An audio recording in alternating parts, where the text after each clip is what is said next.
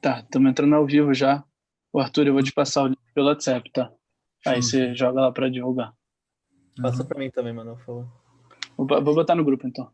Tá.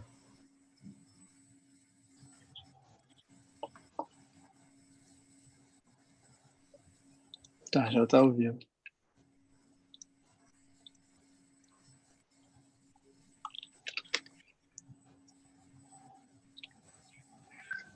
Vou colocar na tela cheia aqui.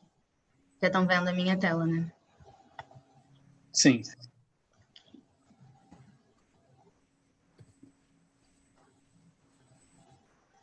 Fica aparecendo essas coisas do Zoom na minha tela ou não? Não, não. Ah, então tá. E seu mouse aparece também, se você quiser mostrar, assim. Aqui tá aparecendo, então. É isso, sim.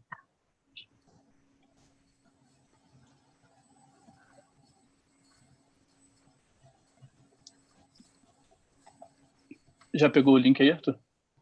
Já. Bom, vou esperar das 6 horas e a gente começa, então.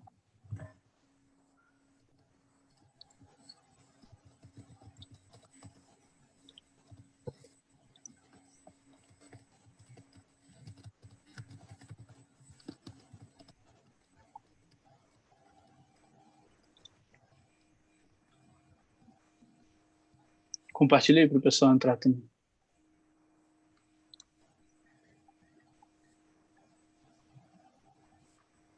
Aceitar as pessoas da sala de espera? Acho que sim, né? Tudo certo aí, Vitor? Sim. Bom, beleza. Pode aceitar, então. Tô aceitando.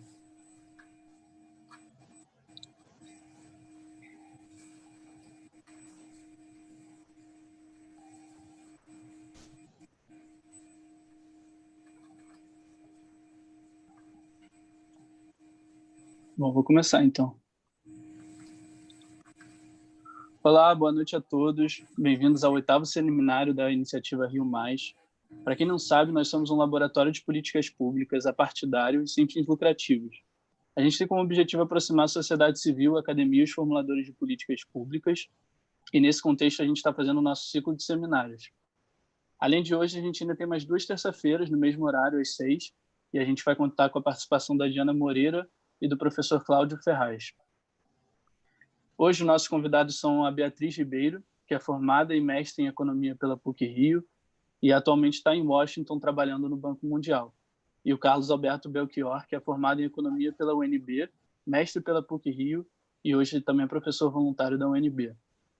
Eu quero agradecer muito aos 2 participantes por terem aceitado o convite. É um prazer receber vocês 2 aqui. E antes de passar a palavra para a Beatriz, que vai começar, eu vou relembrar como funciona a dinâmica do seminário rapidinho. Cada apresentação vai durar 25 minutos e no final a gente vai ter 10 minutos para perguntas. As perguntas podem ser direcionadas para mim aqui no chat do Zoom, na verdade para a Iniciativa Rio Mais, e podem ser feitas pelos comentários do YouTube também, que tem uma pessoa da nossa equipe que vai passar as perguntas para mim. Lembrando que vocês também podem levantar a mão para fazer pergunta por microfone, eu vou liberar o acesso. E perguntas mais pontuais também podem ser feitas no chat e eu interrompo a Beatriz, caso eu julgar pertinente. Bom, então é isso. Eu agradeço mais uma vez a presença dos 2 e Beatriz, agora é com você. Tá bom. Bom, Manuel, muito obrigada pela apresentação e muito obrigada pelo convite. É um prazer apresentar a nossa pesquisa aqui. Eu vou falar sobre prisão provisória em reincidência, evidência do Rio de Janeiro, esse é o título da pesquisa. Esse artigo ele vem da pesquisa do meu mestrado, que eu fiz sob orientação do professor Cláudio Ferraz, que é professor da PUC-Rio e da University of British Columbia, e é coautor nesse artigo.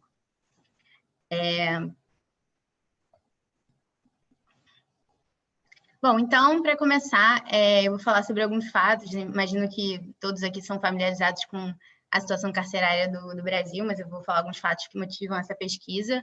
Nos últimos 10 anos, a taxa de encarceramento do Brasil cresceu quase 50%, chegando a quase 360 por 100 mil habitantes. A população carcerária do Brasil, segundo os dados mais recentes, é de 750 mil pessoas. E os presos provisórios, ou seja, pessoas que ainda não receberam um julgamento, eles representam 40% desse total. Essa é a terceira maior população carcerária do mundo. E agora, trazendo alguns dados já dessa pesquisa que a gente coletou, a gente estimou que o período de prisão preventiva no Rio dura, em média, 11 meses, e que quase 60% dos réus que permanecem em prisão preventiva, eles são ou inocentados ou condenados a um regime mais brando do que o regime fechado, que é o regime no qual eles cumprem a prisão preventiva. Além desses dois pontos, a gente sabe que a prisão provisória ela ocorre em situações extremamente precárias, né? Existem problemas graves de superlotação nos presídios brasileiros e problemas de insalubridade, presença de violência e crime organizado nas instalações carcerárias. Então, todos esses pontos, eles reforçam a importância da gente estudar esse tema. De uma perspectiva de redução de crime, a prisão provisória ela pode reduzir a atividade criminal ao retirar réus de circulação, que é o efeito de incapacitação, que a gente chama, que é um efeito mecânico de quando você prende as pessoas, elas ficam impossibilitadas de cometer qualquer crime, né? No entanto, os períodos de encarceramento, eles também têm efeitos que permanecem após a soltura, e dois tipos de efeitos, né? Pode ser um efeito de redução de crime, se existe um efeito de dissuasão ou um efeito de reabilitação dos presos, ou de aumento em crime, que pode vir de redução de empregabilidade por causa de estigma ou deterioração de capital humano, ou acúmulo de capital criminal, já mencionei a ação do crime organizado dentro das prisões brasileiras, e até de uma mudança na perspectiva que a pessoa tem sobre a sociedade. Então, a pergunta que a gente quer responder com essa pesquisa é como a prisão preventiva, no final, afeta a atividade criminal futura, né? Então, a gente vai usar dados de conversão de prisão em flagrante em prisão preventiva e aprisionamento no Rio de Janeiro. E, adiantando um pouco a nossa metodologia, a gente poderia simplesmente comparar as taxas de reincidência entre pessoas que passaram ou não por prisão preventiva para tirar alguma conclusão sobre a pergunta que eu coloquei. No entanto, esses grupos são muito diferentes, né? Por exemplo, a gente espera que as pessoas que passaram pela prisão preventiva, em média, tenham sido acusadas de crimes mais graves, e esse tipo de característica também está correlacionado com a taxa de reincidência, então essa comparação direta ela é contaminada por essas diferenças entre esses grupos. E o que a gente faz para contornar isso é adotar uma abordagem de variável instrumental, explorando duas coisas. Primeiro, as diferenças entre as tendências de juízes de audiência de custódia em aplicar a prisão preventiva, que a gente vai chamar de score de severidade. E segundo, o fato de que os réus são distribuídos entre esses juízes de audiência de custódia de forma quase aleatória. Então, como resultado, a gente tem praticamente uma loteria. A gente tem pessoas com perfis muito similares, mas que, por um acaso, quando elas chegam lá para ter a audiência de custódia realizada, elas acabam sendo vistas por um juiz mais ou menos severo, e por causa disso, elas têm resultados diferentes das audiências, ou seja, algumas acabam ficando presas e outras não. Falar rapidamente sobre a literatura, existem muitos artigos recentes na literatura de economia falando sobre os efeitos de prisão e também falando sobre prisão e reincidência, mais especificamente. Também tem artigos falando especificamente de efeitos de incapacitação, que eu citei, também dos efeitos pós-soltura, mas, no geral, com poucas exceções, essa é uma literatura que usa evidências de países desenvolvidos e existe muita coisa feita principalmente para os Estados Unidos. E o resultado para os Estados Unidos é que existe um efeito nulo a positivo de aumento de reincidência com prisão.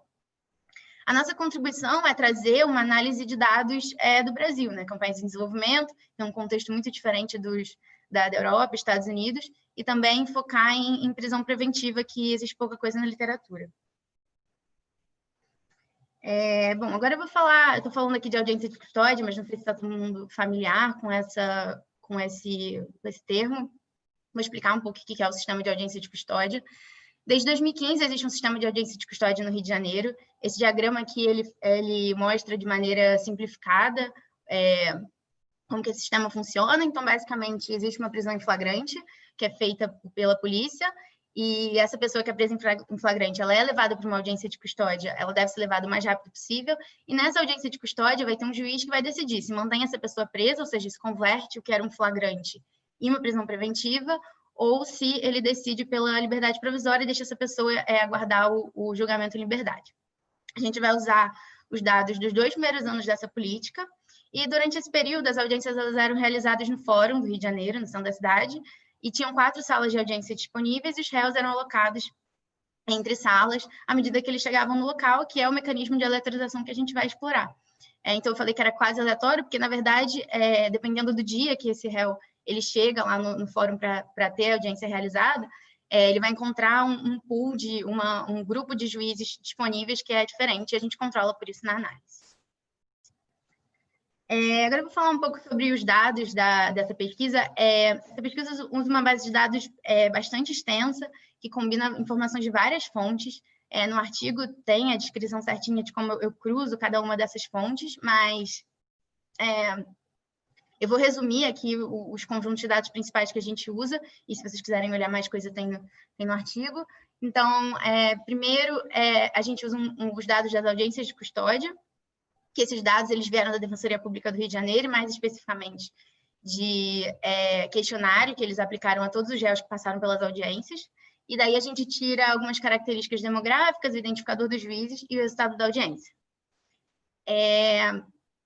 O segundo conjunto de dados que a gente usa são os dados de prisão em flagrante. Então, a gente usa o universo de prisões em flagrante realizadas no estado do Rio entre começo de 2014 e começo de 2018. Esses dados vêm dos registros de ocorrência e eu obtive eles também pela Defensoria e pelo Instituto de Segurança do Rio de Janeiro. E é aqui que a gente constrói nosso índice de reaprisionamento, né, que eu estou chamando de reincidência, mas para ser mais preciso, é um reaprisionamento em prisão em flagrante. E o que eu quero destacar é que assim, a gente está observando as pessoas, em média, por 1,4 anos, 1 ano e 5 meses, depois que elas passam por uma audiência de custódia, levando em consideração essas datas que eu coloquei aqui das bases de dados. E, por último, a gente usa também os textos dos processos judiciais que foram gerados a partir dessa prisão em flagrante, né? Esses textos eles estão disponíveis publicamente no site do Tribunal de Justiça do Rio de Janeiro, eles foram baixados de forma automática, e eles... Não. Eles foram baixados do site do Tribunal de Justiça do Rio de Janeiro, e deles eu tirei a data da sentença, dados de condenação e o tipo de pena e regime. E isso foi feito de uma forma automatizada, mas também com um trabalho de muita paciência da assistente de pesquisa, inclusive Bernardo e a Maria, que são do Rio Mais. A amostra final é de quase 6.400 casos e quase 5.000 confirmações de sentença. Bom, agora eu vou descrever um pouco a nossa amostra, dar uma estatística descritiva. Essa pesquisa tem muitas estatísticas descritivas legais, eu vou mostrar só algumas aqui. Então, como eu falei, quase 6.400 observações, quase 60% das pessoas que a gente observa ficaram realmente na prisão preventiva, ou seja, quase 3.800 pessoas. A idade média das pessoas que a gente está observando é 27 anos, existe uma porcentagem baixa de mulheres, quase 7%, são 23,5% de brancos, e para um quarto dessas pessoas a gente encontrou uma prisão em flagrante anterior àquela data. Então, a gente tem os dados desde 2014, a gente olhou e também achou que elas já tinham sido presas em flagrante anteriormente. Em relação aos delitos, a maior parte deles são roubos, seguidos por furtos e drogas. A gente também cria esse indicador de crimes violentos e não violentos, né? Então, 40% dos crimes a gente categoriza como violento e 60% como não violento. E também para destacar que essas porcentagens elas são bem diferentes entre a amostra que ficou na prisão preventiva e a amostra que não ficou. Aqui mais algumas características, olhando aqui as características do processo. Primeiro, eu quero destacar que cerca de 80% das pessoas tinham recebido uma sentença até agosto de 2019, que foi quando quando esses dados foram baixados. O tempo médio até receber uma sentença de quase 500 dias, e aqui eu quero destacar a diferença entre as pessoas que ficaram na prisão preventiva e as pessoas que não ficaram. E aqui, em relação a realmente o conteúdo das sentenças, cerca de 11% das pessoas foram absolvidas, quase 18% receberam uma pena alternativa, 10% ficaram em regime aberto, 1/4 no semiaberto e 1/3 no regime fechado. E aí agora, e também essa distribuição é bem diferente entre esses dois grupos. E agora, olhando já para as variáveis de reincidência, que são os nossos resultados importantes, a média de reincidência na amostra total é de 15%, ela é bem diferente entre quem ficou na prisão preventiva e quem não ficou, né? Ela é quase 1/4 das pessoas que foram liberadas. E a gente também divide isso em crime não violento e violento, e eu vou falar mais disso mais para frente. Agora, de novo, voltando para a metodologia, vou falar de uma forma um pouco mais formal, mas também vou passar rápido sobre isso. Tem mais detalhes no artigo, de novo. A gente gostaria de estimar esse parâmetro beta 1 aqui, que ele dá a relação entre prisão provisória e reincidência.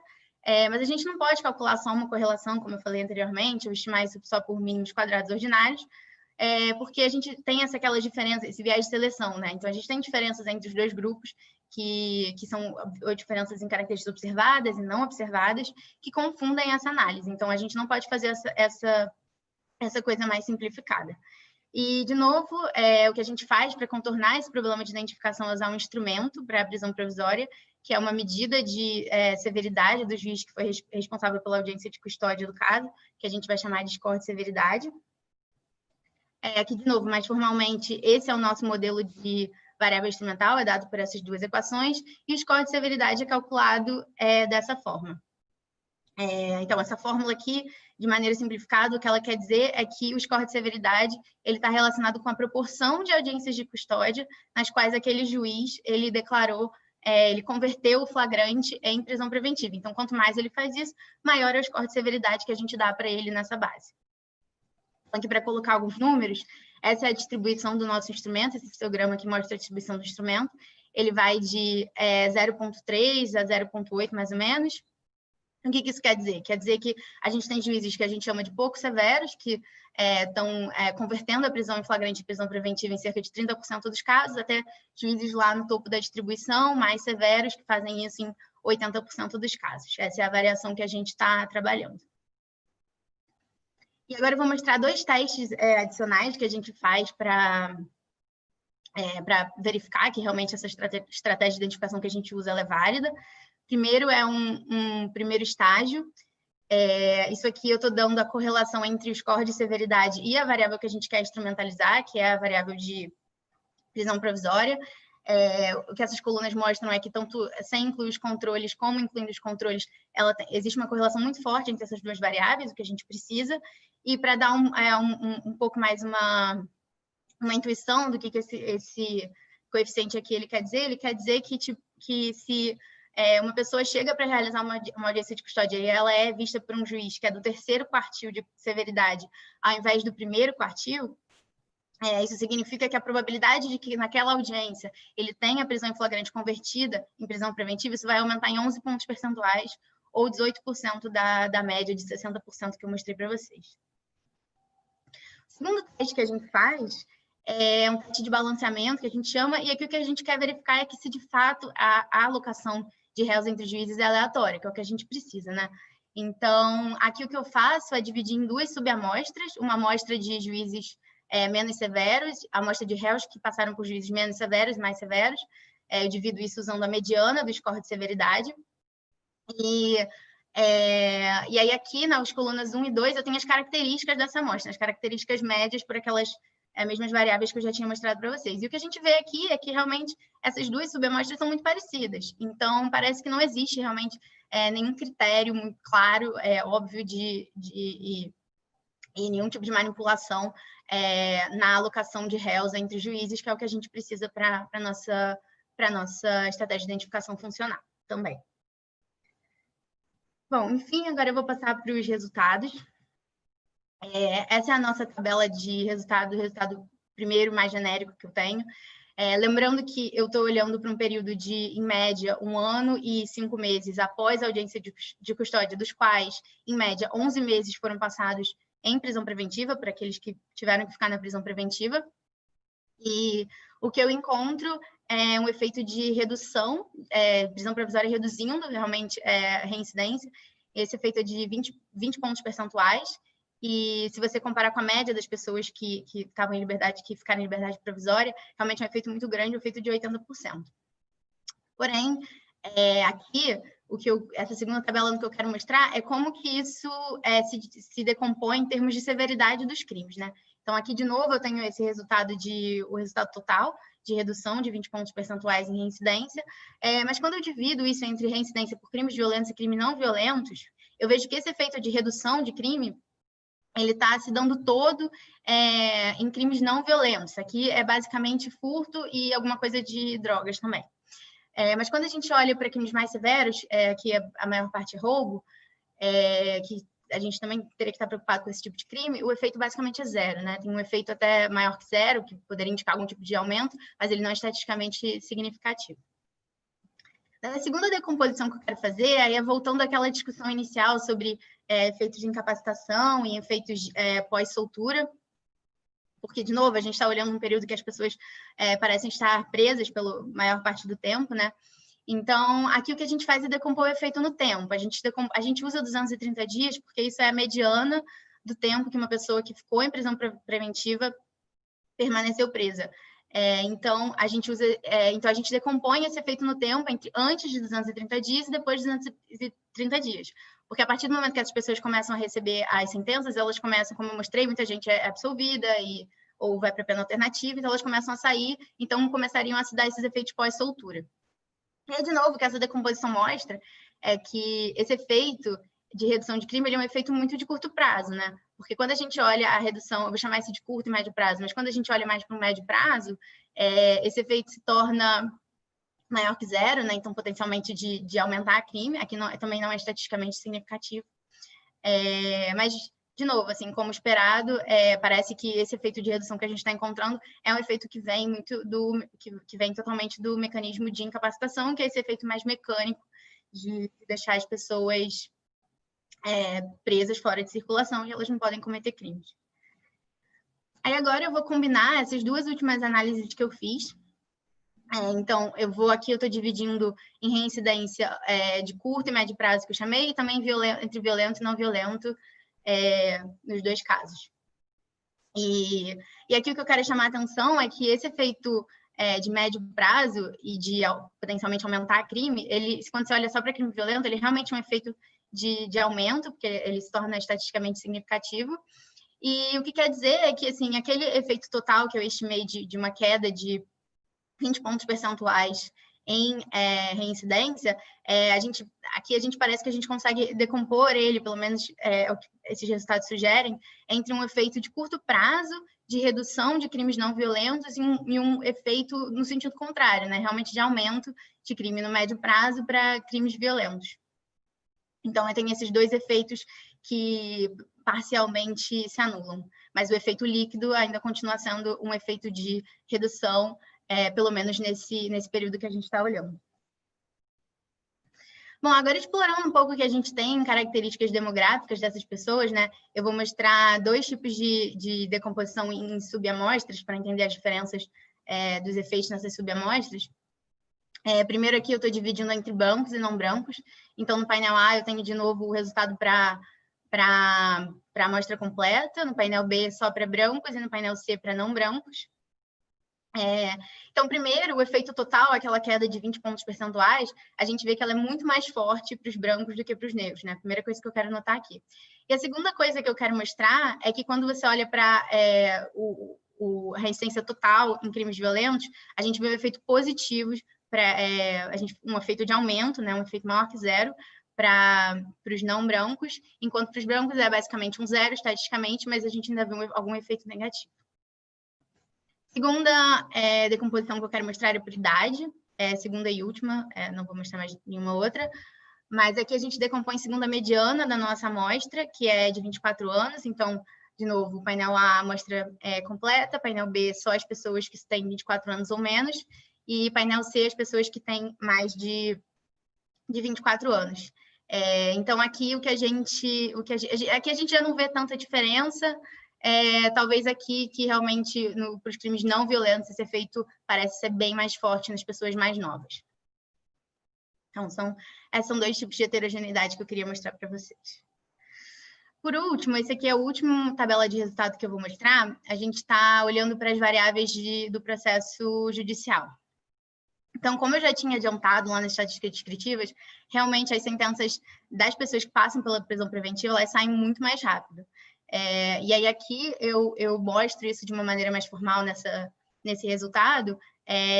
Aqui eu usei a variável da probabilidade da sentença sair em menos de um ano e a prisão preventiva ela aumenta essa probabilidade de uma forma muito, muito forte, né? De um aumento de mais de 40 pontos percentuais. Isso mostra que realmente existe um esforço de julgar mais rápido as pessoas que estão presas em prisão preventiva. Agora, olhando já para o conteúdo dessas sentenças, né, o que realmente o juiz decide nesses julgamentos, a gente não vê nenhum efeito estatisticamente significativo. Para os Estados Unidos, existe um efeito de que prisão preventiva talvez piore os resultados que esses presos recebem no julgamento. Aqui a gente não vê isso. Aqui, em absolvição, existe até um efeito grande e positivo, né, de maior probabilidade de absolvição, mas ele não chega a ser estatisticamente significativo também, é um efeito bastante impreciso. E aqui, olhando para a pena alternativa, condenação ao regime aberto ou condenação ao regime fechado, a gente vê negativo, mas são pequenos e não são estatisticamente significativos. Bom, agora, para concluir, vou rever os resultados. Então, o que a gente encontra é que, para um período de, em média, 1 ano e 5 meses, a prisão provisória reduz reaprisionamento em cerca de 20 pontos percentuais, mas esse efeito ele se dá exclusivamente em reincidência por crimes não violentos, enquanto em crimes violentos a gente não vê esse efeito. A decomposição no tempo, ela também sugere que incapacitação é o mecanismo principal e que podem haver efeitos no lado contrário, indo na direção contrária após soltura. Em particular, olhando para crimes violentos. Olhando para os processos, a gente vê que prisão provisória reduz o tempo para receber uma sentença, mas não parece ter nenhum efeito significativo realmente no conteúdo das sentenças que são decididas nos julgamentos. Queria destacar duas coisas. Primeiro que tanto as estatísticas descritivas de taxas de reaprisionamento quanto os meus resultados para essa abordagem de variável instrumental, eu acho que eles apontam para a importância da gente pensar nas políticas que mitiguem esses efeitos pós-soltura, tanto quanto uma pessoa sai da audiência de custódia, tanto quanto uma pessoa que sai da prisão preventiva, da prisão por condenação. Eu acho que isso é uma coisa importante que está destacada nessa pesquisa. E a outra coisa é que, como eu já citei, eu estou falando de um período de 1 ano e 5 meses, que as pessoas estão presas por grande parte desse período, então eu acho que análises que levem em conta períodos de tempo maiores, que levem em conta também outras variáveis que tentem separar aqueles efeitos pós-solturas, que tem muita coisa acontecendo ali, que eu mostrei lá no começo, seriam necessárias para a gente conseguir entender melhor qual é a relação de prisão provisória em reincidência e prisão de uma forma mais ampla no Brasil. Bom, é isso, então. Falei mais rápido até. Muito obrigada a todo mundo.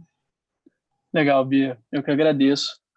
E, bom, vamos às perguntas. Temos algumas aqui. Eu queria reforçar que se alguém quiser fazer alguma pergunta pelo microfone, pode levantar a mão ou mandar pelo chat no inbox diretamente para a iniciativa Rio Mais. A primeira pergunta teve uma tabela que você mostrou, ela foi feita antes, na verdade, mas eu vou fazer. É da Maria. Qual é a relação que você acredita existir entre as audiências de custódia e racismo? Há evidências que negros vão mais para a prisão preventiva que brancos? Então, isso como estatística descritiva, realmente a gente vê, não está aqui, mas se você olhar, realmente... Não, na verdade, até dá para ver que os negros eles são uma maior proporção das pessoas que passam pela prisão preventiva, realmente é verdade. Em relação às audiências de custódia, esse trabalho ele não diz nada sobre realmente a política em si, mas foi uma política que foi implementada com o objetivo de talvez reduzir encarceramento, né, e de fazer com que os juízes tomassem decisões mais bem informadas. Seria interessante ver se teve algum efeito em viés racial. Eu não sei dizer, acho que a gente também não tem dado para fazer isso, mas, enfim, acho que seria super interessante realmente entender se, com a audiência de custódia, com esse novo sistema que pretende dar um tratamento mais justo para as pessoas que vêm da prisão em flagrante, se realmente mudou alguma coisa. Beleza. O Felipe está perguntando qual seria uma possível explicação para as diferenças entre os resultados encontrados no seu paper e os disponíveis para os Estados Unidos. Eu acho difícil comparar assim, esses resultados. Assim, primeiro, começa aqui pelo fato que a prisão preventiva nos Estados Unidos ela dura, no paper mais recente que tem disponível, ela dura de 30 a 40 dias, e aqui a gente está falando de 11 meses.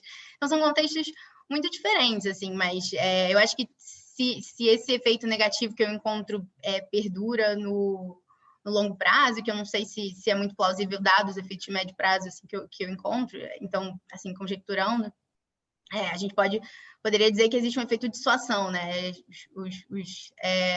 As instalações carcerárias no Brasil têm umas condições tão ruins que as pessoas reincidem menos depois. Mas, enfim, acho que também a minha pesquisa não consegue responder e a gente precisa de uma análise mais de longo prazo e com outras variáveis aí incluídas para a gente conseguir dizer realmente qual é o efeito de prisão preventiva em reincidência no Brasil e por que ele é diferente de outros lugares. Sim. Bom, tem mais duas que são, na verdade, implicações para políticas, não são exatamente o seu paper em si, mas a primeira é da Ana, ela pergunta: o tempo que os presos passam até o seu julgamento é muito longo. Quais as políticas podem ser pensadas a fim de reduzir esse tempo total em prisão provisória? Enfim, eu acho que eu teria que entender um pouco mais do funcionamento do judiciário em si, para entender por que demora tanto, né? Mas, assim, acho que políticas que aumentem a eficiência do judiciário, elas são essenciais, porque é isso, no final, a gente tem eu observo aqui nesse período de tempo uma redução em crime, mas é um custo muito alto, né? Você está mantendo pessoas presas por 11 meses aguardando julgamento, muitas pessoas que nem deviam estar no regime fechado, né? Mas políticas específicas eu não sei pontuar, mas eu concordo totalmente que isso é um tipo de pesquisa muito importante que deve ser feito. Sim. Bom, a última do Bernardo eu acho que vai ter uma resposta parecida, mas eu vou fazer para prestigiá-lo. Qual seria uma opção de solução para o resultado encontrado de maior reincidência para crimes violentos? Eu acho que, assim, o que eu falei aqui no final é que a gente tem que pensar em políticas pós-soltura, né? Que evitem com que as pessoas saiam da prisão e voltem a cometer crimes, né? Então, assim, para mencionar, existe um paper que eu acho que ele olha para a Noruega, por exemplo, que ele fala sobre políticas dentro da prisão que promovem empregabilidade depois que a pessoa sai.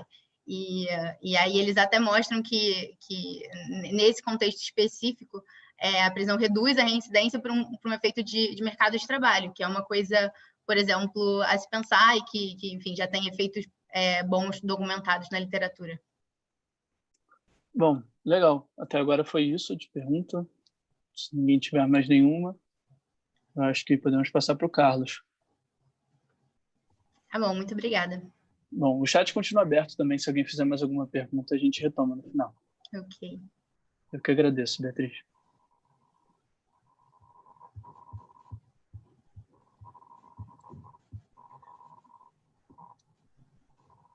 Carlos, você consegue entrar? Uhum. Tô compartilhando aqui. Legal.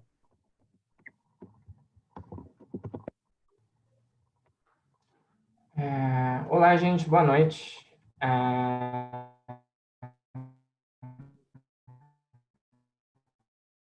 Meu nome é Carlos. Obrigado por apresentar o paper Os Efeitos de Programas Habitacionais sobre Emprego, Evidências de Loterias no Brasil. Isso, a princípio, foi um dos capítulos que estavam na minha dissertação de mestrado na PUC, e agora eu estou trabalhando junto com o Gabriel Licei e com o Gustavo Gonzaga para transformar esse capítulo num paper. Então, o que eu vou apresentar hoje para vocês são alguns resultados preliminares desse paper que a gente está construindo. Então, nessa apresentação, eu vou falar um pouco sobre o programa Minha Casa Minha Vida, na cidade do Rio de Janeiro. E para motivar um pouco a análise, eu queria chamar a atenção para uma característica específica, não só do Minha Casa Minha Vida, mas de programas habitacionais em geral, que é a seguinte. Os programas habitacionais, em geral, eles têm um objetivo bastante claro, que é facilitar o acesso de uma parcela mais vulnerável da população a moradias.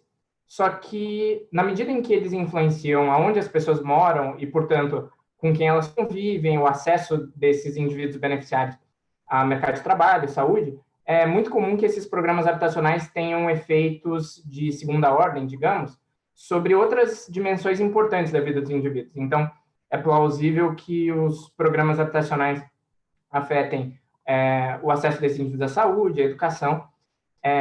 Isso gera uma complexidade no desenho desses programas, porque, por um lado, a gente pode ter que, mesmo que o programa seja bem sucedido em melhorar o acesso dos indivíduos à moradia, pode ser que ele piore a vida e o bem-estar dos indivíduos em outras dimensões importantes da vida. E, em contrapartida, a gente pode pensar que um programa habitacional bem desenhado também pode facilitar o acesso do indivíduo a essas outras dimensões. Então, especificamente, o que a gente vai fazer, o que a gente faz no artigo e o que eu vou mostrar para vocês aqui na apresentação, primeiro a gente agrega dados de sorteios do Minha Casa Minha Vida para a cidade do Rio de Janeiro, e o que a gente faz é analisar o impacto do programa sobre uma dessas dimensões da vida dos indivíduos, que é o mercado de trabalho. A gente tem basicamente duas contribuições. A primeira delas é estimar os efeitos causais do programa sobre alguns outcomes de mercado de trabalho. Então, a gente vai mostrar resultados sobre probabilidade dos indivíduos estarem empregados, salários. E a gente, além disso, a gente vai se perguntar, a gente vai encontrar que o Minha Casa Minha Vida diminui a probabilidade dos indivíduos estarem empregados, então gera um efeito negativo sobre a participação no mercado de trabalho. E um segundo passo, que é a gente se pergunta por que esses efeitos acontecem. Então, em outras palavras, a gente vai tentar analisar qual que é o mecanismo pelo qual o Minha Casa Minha Vida afeta esses outcomes do mercado de trabalho. Em particular,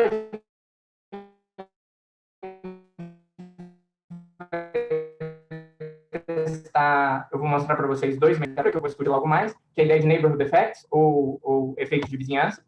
E a gente não vai achar muita evidência de que eles são importantes no nosso contexto, então a gente vai sugerir um mecanismo alternativo, que é a proximidade dos indivíduos que vão para os conjuntos habitacionais dos centros de oferta de trabalho no Rio.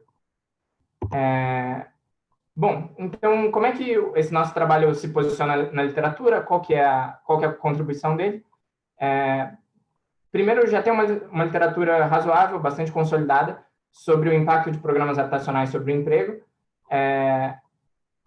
O nosso resultado ele é bem condizente com os demais resultados da literatura nesse sentido. A maioria deles encontram um efeito significativo e negativo de programas habitacionais sobre o emprego. Então, nossa maior contribuição não está aqui. A nossa maior contribuição está justamente em testar quais são os mecanismos pelos quais o Minha Casa Minha Vida afeta o emprego. Então, primeiro você tem uma literatura grande, bem consolidada, que sugere que efeitos de vizinhança são importantes, que é a ideia de que a qualidade do bairro onde você mora pode ter um impacto causal importante sobre várias dimensões da sua vida. Então, acesso à saúde, mercado de trabalho, etc. E daí a qualidade do bairro aqui pode ser medido por a educação das pessoas que vivem lá ou essas coisas. A gente vai usar um design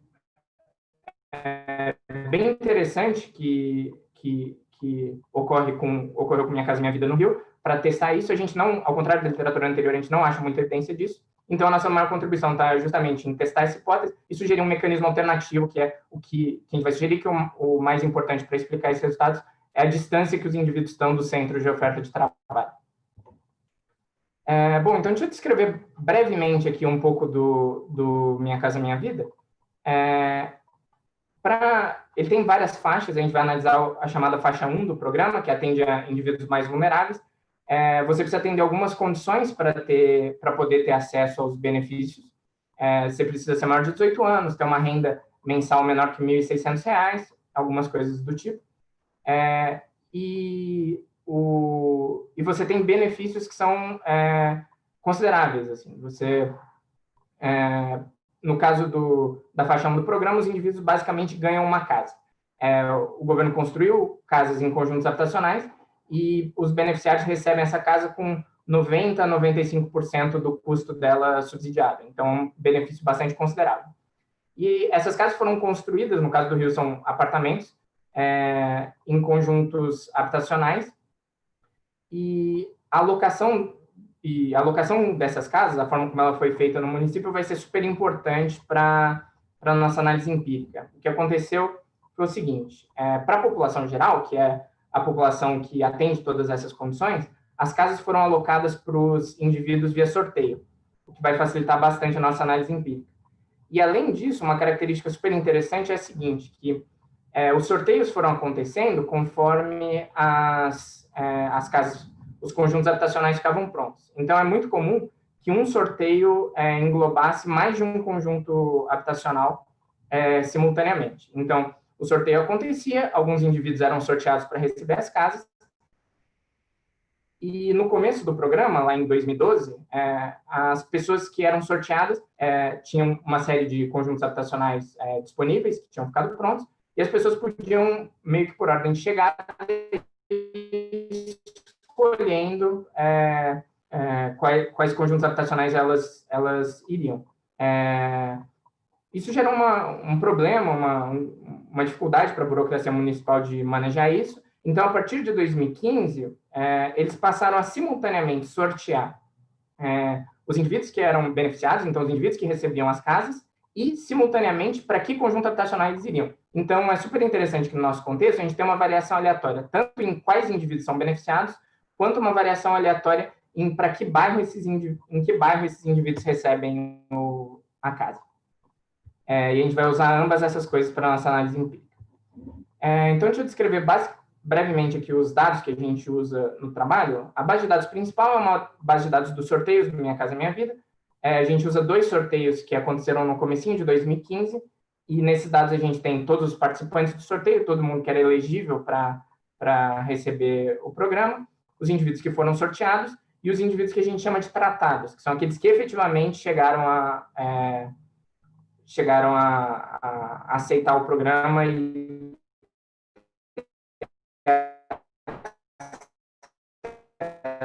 a casa. E a gente combina artigos bastante grandes, a gente combina eles com dados do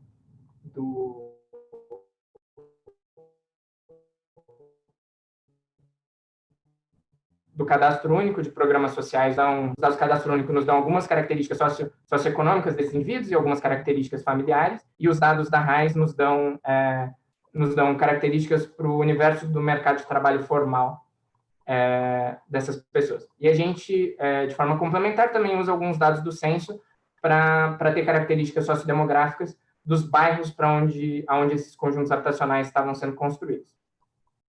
Então, a gente vai trabalhar com uma amostra, que é basicamente a amostra dos indivíduos cadastrados no programa, que a gente consegue achar ou no Cadastro Único ou na RAIS, para ter informações sobre esses indivíduos e que a gente consegue achar eles antes do sorteio acontecer. Bom, eu estou enfatizando aqui desde o começo da apresentação o fato de que a alocação das casas ter sido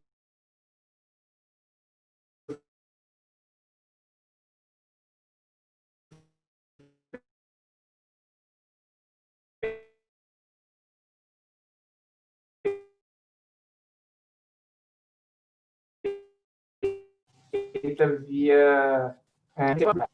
Então, o que a gente vai fazer aqui é testar se, de fato, esse é o caso, se o sorteio é bem sucedido em balancear as características dos indivíduos que são sorteados e daqueles indivíduos que não são sorteados.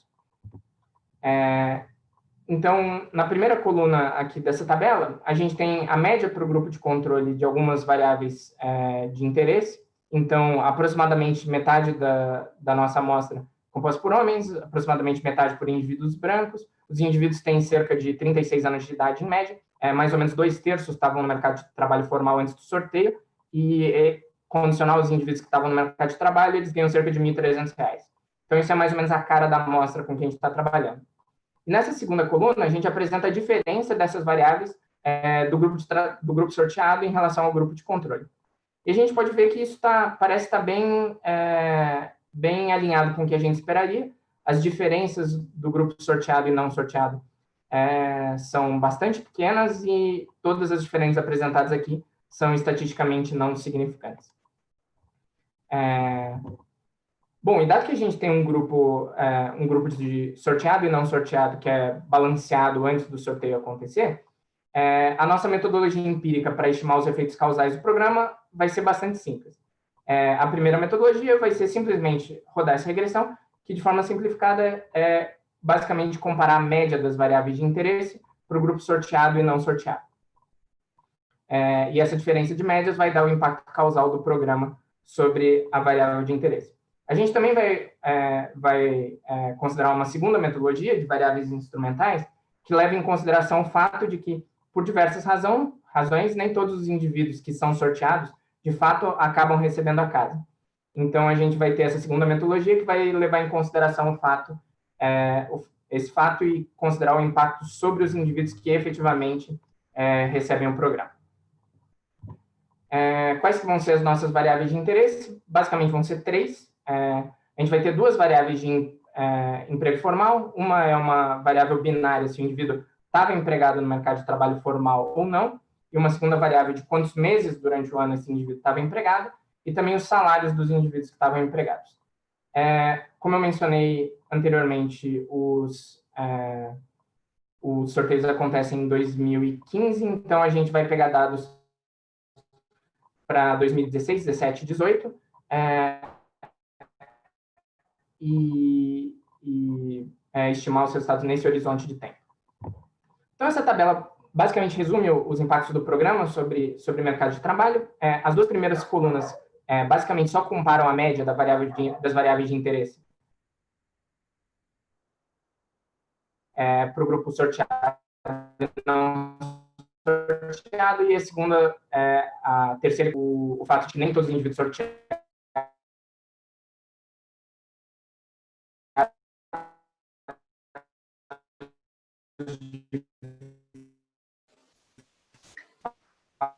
Carlos, são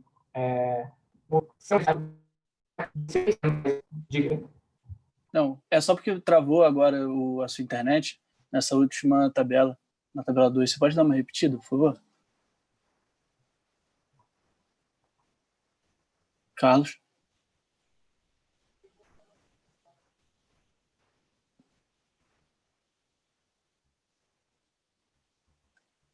Bom, acho que a internet dele caiu. Oi. Não, voltou. Oi, tá me ouvindo? Sim. Tá, então eu tinha te ouvido, deixa eu voltar então para o começo da tabela 2, pode ser? Isso, legal, perfeito, já voltou. Obrigado. Então, nessa tabela aqui, ela resume os impactos do programa sobre o mercado de trabalho. Então, a gente tem 3 variáveis de interesse. As 2 primeiras colunas são a comparação de médias dos indivíduos sorteados e não sorteados, e a terceira e quarta coluna consideram o fato de que nem todos os indivíduos sorteados, de fato, são tratados. Então, o que essa tabela está dizendo para a gente é que ser um beneficiário do programa, ou seja, receber uma casa, diminui em cerca de 3 pontos percentuais a probabilidade dos indivíduos estarem empregados, ou, alternativamente, 0,3 meses durante o ano, a quantidade de meses em que os indivíduos estão empregados. Isso representa mais ou menos uma diminuição de 5% na probabilidade de emprego em relação à média dessas variáveis. A gente também testa se existem efeitos sobre salário e a gente não encontra nada significativo.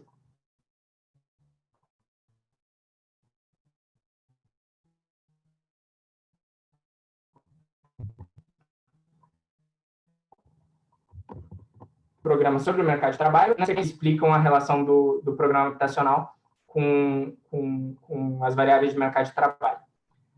A gente faz várias coisas para testar, a gente tem que ser um pouco criativo para testar esses efeitos, então a gente olha para efeitos de tratamento heterogêneos, efeitos sobre variáveis mediadoras. Eu vou apresentar aqui 2 mecanismos para vocês. O primeiro é o efeito de vizinhança e a segunda é um mecanismo de distância para o trabalho anterior dos indivíduos. Para não ter que fazer cada uma das análises de mecanismos para cada uma das variáveis de interesse que a gente estava considerando antes, eu vou mostrar só para uma variável dependente, que é o emprego formal, uma variável binária de emprego formal para os anos subsequentes ao sorteio. Mas, basicamente, se a gente reproduzir essas análises que eu vou mostrar para as outras variáveis, também a gente chega a conclusões similares. Então, a primeira ideia que eu vou testar é a ideia de que a qualidade dos bairros para onde as pessoas estão indo é um determinante importante dos outcomes de mercado de trabalho, que são os chamados neighborhood effects ou efeitos de vizinhança. Então, como é que a gente vai testar esses efeitos de vizinhança? A gente vai usar justamente o fato de que, nos nossos sorteios, os indivíduos foram não apenas sorteados quem recebia e quem não recebia a casa, mas para que bairros esses indivíduos iriam. Então, a gente segue os seguintes passos. A gente tem 2 sorteios na nossa amostra. No primeiro deles, os indivíduos foram sorteados para 3 bairros diferentes e no segundo para 2 bairros diferentes. Então, para cada sorteio, o que a gente faz é o seguinte: a gente vai ordenar esses bairros com base nas características deles e vai criar uma ordenação de bairros, o melhor bairro para o pior bairro.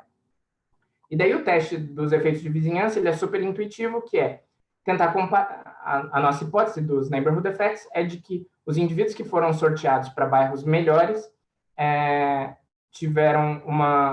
que eles teriam uma probabilidade de emprego maior do que os indivíduos sorteados para os bairros piores. Então, basicamente, a gente vai rodar a seguinte regressão, e em vez de considerar que o tratamento é ter sido sorteado ou não para o programa Minha Casa Minha Vida, a gente vai considerar que o tratamento de interesse é ter sido sorteado para um bairro específico. Então, no caso em que o sorteio tem 3 bairros, 1, 2 e 3, o beta 1 vai representar o impacto de ter sido sorteado para o melhor bairro sobre o emprego, beta 2, o impacto de ter sido sorteado para o bairro intermediário, e beta 3 de ter sido sorteado para o bairro com menores atrativos e menor qualidade. E daí a ideia de neighborhood effects é que o beta 1 seria maior que beta 2, que seria maior que beta 3. Essa tabela resume um pouco dos resultados que a gente encontra. Aqui o tratamento 1, de novo, é ser sorteado para o melhor bairro, tratamento 2 para o bairro intermediário, tratamento 3 para o bairro pior. E o que a gente encontra a gente não tem muita evidência de neighborhood effects. Por exemplo, ser sorteado no sorteio 2, por exemplo, ser sorteado para o bairro que tem piores características gera um impacto menor sobre a probabilidade de emprego do que ser sorteado para o bairro com melhores características. Então, com essas duas variações aleatórias, a gente não acha muita evidência de efeitos de vizinhança. E como a gente não acha muita evidência de efeitos de vizinhança, a gente sugere e testa um mecanismo alternativo, que é a ideia de qual que é a localização desses conjuntos habitacionais em relação a locais-chave na vida desses indivíduos. Então, tem esse paper, por exemplo, da Pandey e coautores, que sugere que a distância dos conjuntos habitacionais e das habitações que os indivíduos recebem em relação à casa deles anterior seria um fator que poderia explicar um pouco dos efeitos sobre o mercado de trabalho. A gente sugere um mecanismo alternativo, que é a distância entre o conjunto habitacional para qual o indivíduo é sorteado para o local de trabalho desse indivíduo antes do sorteio acontecer. Então, basicamente, o que a gente faz é achar onde esses indivíduos trabalhavam, georreferenciar tudo, e para todos os indivíduos a gente calcula a distância entre o trabalho anterior deles, anterior ao sorteio, e o conjunto habitacional. E tendo essa variável de distância, a gente consegue dividir os beneficiários do programa em 10 conjuntos diferentes, que a gente chama de 10 bins. Então, o BIM 1, por exemplo, são os 10% de indivíduos que trabalhavam a menor distância do conjunto habitacional. E o BIM 10, por exemplo, são os 10% de indivíduos na nossa amostra que trabalhavam a maior distância do conjunto habitacional. E daí a gente vai estimar essa regressão semiparamétrica, que parece um pouco complicada, mas essencialmente o que a gente faz é pegar 2 indivíduos que trabalhavam uma distância semelhante do conjunto habitacional e que estavam no mesmo sorteio. Um deles é sorteado e o outro não é sorteado. A gente compara os indivíduos dentro de cada um desses bins e vê o que acontece. E os resultados estão resumidos nessa figura aqui. Então, no eixo X, a gente tem o tempo que o indivíduo demoraria para se deslocar entre o trabalho anterior dele e o conjunto habitacional. Então, quanto menor o eixo X aqui, mais perto ele estava do conjunto habitacional. E conforme você vai andando no eixo X, mais longe o trabalho dele estava do conjunto habitacional. O que esse gráfico está dizendo para a gente? Que, para quem estava muito perto do conjunto habitacional, os efeitos do programa são basicamente são muito próximos de zero e estatisticamente significantes. E conforme a gente vai andando nesse eixo, quanto mais longe o indivíduo estava do conjunto habitacional, mais negativo é o efeito do programa. Então, isso sugere para a gente que um mecanismo importante que parece estar por trás dos nossos resultados é o fato de que, conforme você está levando pessoas para longe de centros de mercado, para centros de oferta de trabalho, esses indivíduos têm dificuldade de manter o trabalho que eles tinham anteriormente e, adicionalmente, de conseguir trabalhos formais adicionais. Então, só a conclusão aqui, para resumir um pouco as conclusões que eu apresentei para vocês. A gente estima um impacto negativo de aproximadamente 3 pontos percentuais, que representa uma diminuição de 5% na probabilidade dos indivíduos estarem empregados, e a gente não encontra evidência de que neighborhood effects sejam importantes. Em contrapartida, a gente sugere que essa distância para os centros de oferta de trabalho no Rio são um mecanismo importante para explicar os resultados. Então, acho que é isso. Obrigado. Legal, Carlos. Vamos às perguntas, então.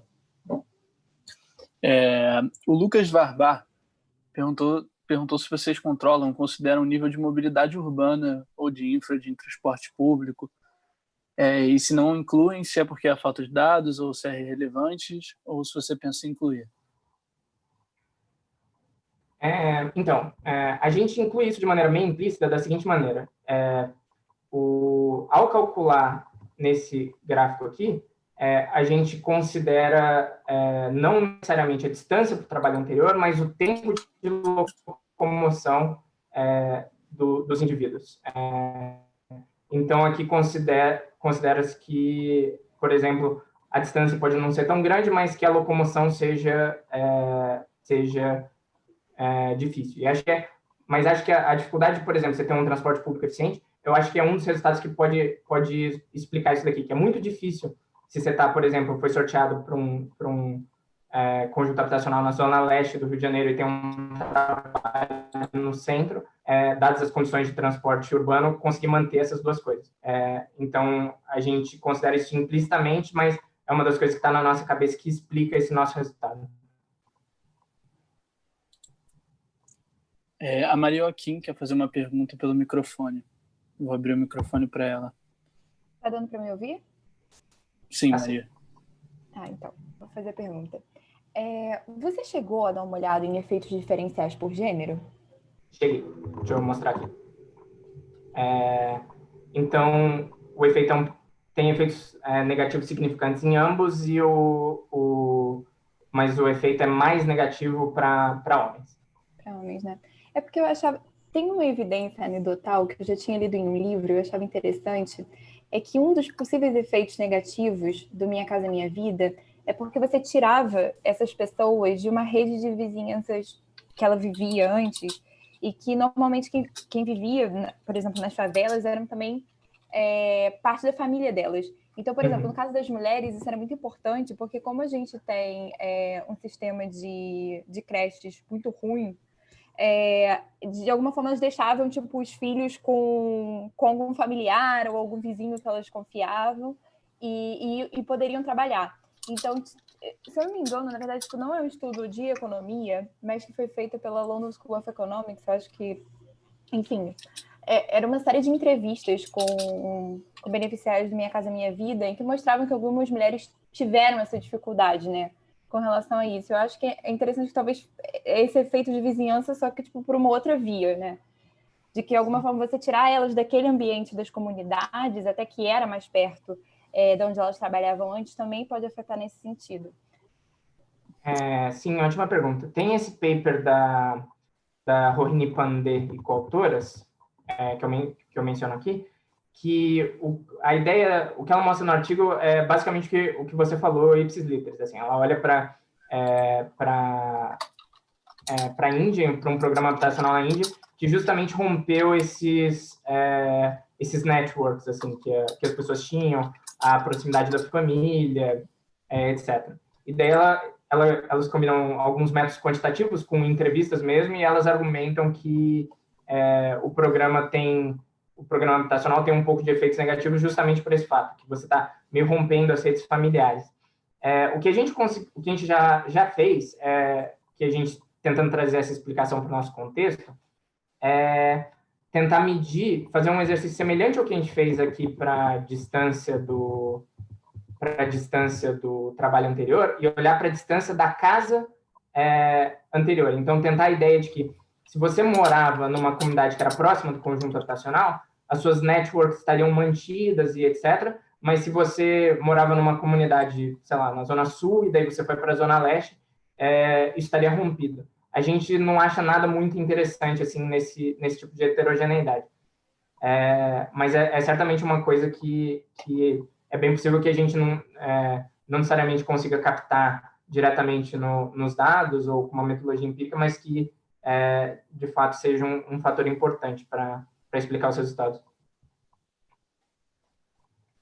Bom, legal. O João Moraes pediu para fazer uma pergunta pelo microfone também. Eu vou abrir o seu microfone agora, João. Opa, boa noite, Carlos. Sou João Moraes, faço mestrado no INSPER em São Paulo, pesquiso Minha Casa Minha Vida e relação com violência, estou tentando gerar um negócio a partir daí. A minha pergunta é um pouco parecida com a pergunta anterior sobre redes de relacionamento, né, sobre os networks. Aqui em São Paulo, novamente, aí eu pergunto porque eu conheço mais os dados daqui, não conheço tanto do Rio. Em São Paulo, a gente tem uma composição de demanda, né, dos Minha Casa Minha Vida, que ela é muito, muito heterogênea. A gente tem casos, né, os casos limites de 100% da ocupação via sorteio, tal como Rio de Janeiro, mas temos muitos casos também de 100% de ocupação Minha Casa Minha Vida, que aqui se chama demanda fechada, são pessoas que são reassentadas de uma área de risco X, de uma favela X, são desmobilizadas desse local e são realocadas numa unidade Minha Casa Minha Vida, onde não tem sorteio.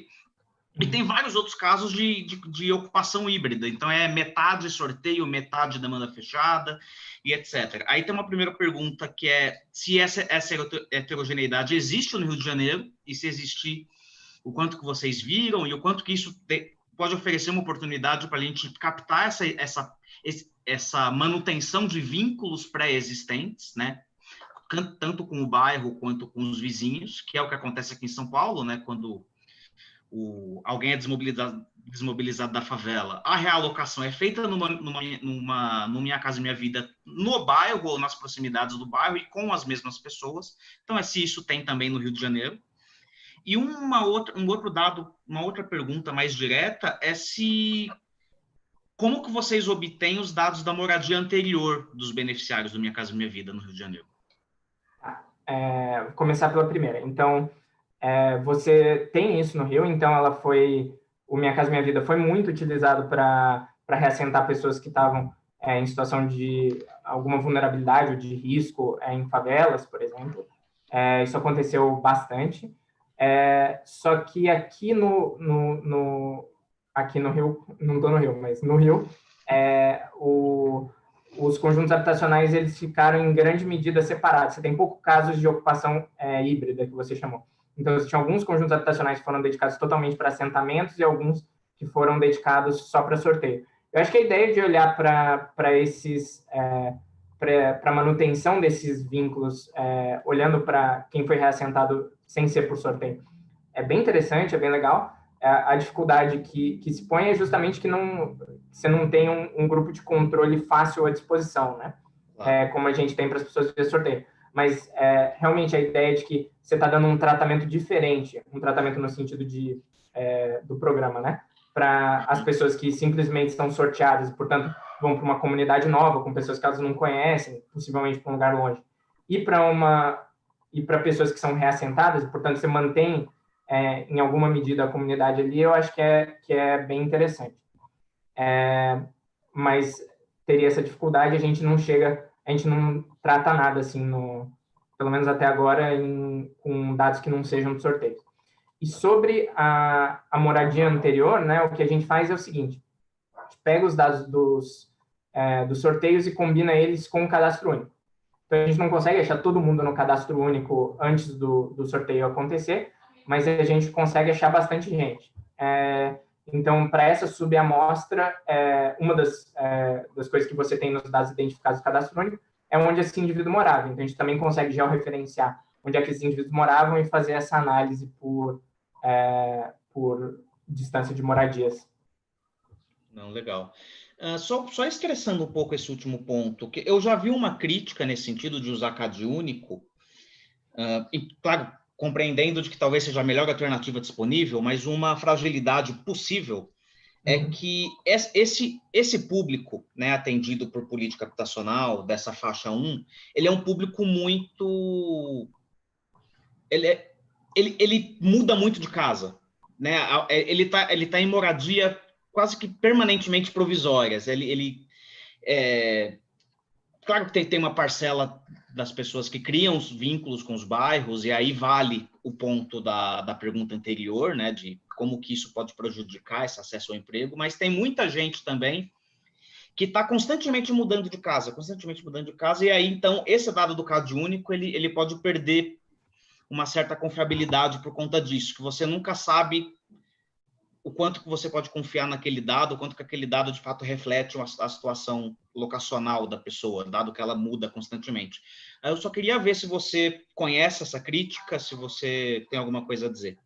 Sim, conheço. É uma crítica que já foi feita algumas vezes, não só no contexto do cadastro único, mas também no contexto da RAIS, assim, né? Que os indivíduos mais vulneráveis que são o público-alvo desse tipo de programa, né? Eles tendem a ter maior rotatividade não só de residência, mas também de trabalhos, né? No caso da RAIS, isso é menos problemático, porque a gente tem observação basicamente todos os meses se o indivíduo estava ou não no mercado de trabalho formal e, portanto, aonde que ele trabalhava. No caso do cadastro único, de fato, considero que é uma crítica importante, assim, porque não só você não consegue achar todas as pessoas, mas você depende um pouco de quando que ela atualiza as informações dela no cadastro único, né? E, em média, as pessoas atualizam a cada 1 ano e meio, assim. Então, de fato, é uma dificuldade grande de trabalhar com os dados do cadastro único. Você não vai ter informações super atualizadas a todo momento, mas para algumas das coisas, como isso, olhando para a moradia, digamos, o melhor que a gente consegue fazer, né? Eu não consigo imaginar uma forma de... Mas concordo que é uma fragilidade desse tipo de análise. Legal, obrigado, cara. Imagina, obrigado a você. E, Carlos, complementando a primeira pergunta da Maria, a Yara Correia no YouTube perguntou se você... Ela falou, complementando a pergunta sobre as mulheres que não tem com quem deixar os filhos, você tem composição familiar das pessoas que são sorteadas? Isso poderia explicar o efeito ser menor para as mulheres caso a média de filhos seja pequena ou se a idade do filho for elevada. Sim, uma coisa que a gente está trabalhando de novo, a gente não vai ter para todo mundo, vai depender um pouco dos dados do cadastro único, mas a gente consegue, a princípio, achar as pessoas que estão no cadastro Minha Casa Minha Vida no cadastro único, e no cadastro único identificar todas as pessoas da família dela. Esse é um processo complicado, mas a gente está trabalhando em fazer isso para entender não só se a composição familiar afeta, mas se, por exemplo, um indivíduo é sorteado, se os demais indivíduos daquela família também são afetados por você receber a casa. Então, a gente vai entra um pouco na questão anterior, que era você tem algumas dificuldades de lidar com os dados cadastro único e combinar essas coisas, algumas fragilidades nessa análise, mas é uma coisa que a gente está trabalhando para fazer resultados nesse sentido também. Bom, legal. Essa foi a última pergunta. Na verdade, a gente recebeu mais uma pergunta para a Beatriz no YouTube também. Se você tiver ainda. Estou aqui, sim. Bom, então a pergunta é do Bernardo Ribeiro. Ele perguntou como os gestores públicos receberam a sua pesquisa, se receberam. Você tem plano de usar a sua agenda para recomendação de política? Eu apresentei esse estudo na Defensoria Pública, na verdade, e eles ficaram assim, até bem impressionados, sobretudo com as estatísticas descritivas, né, com o tamanho da reincidência.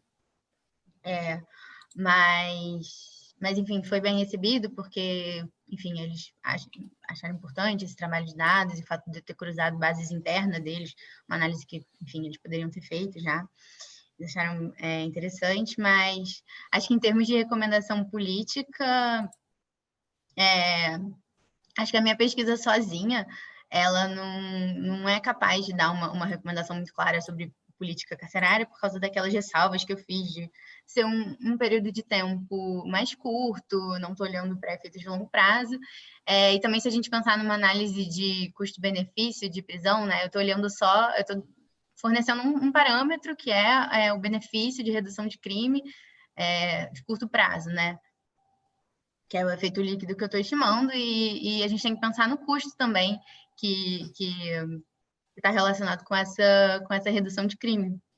Então, aqui, por exemplo, eu estou falando que as pessoas estão... você está prendendo pessoas por 11 meses, né? Fazendo elas esperarem o julgamento dela por por 11 meses, pessoas que, em princípio, não teriam que passar pelo regime fechado.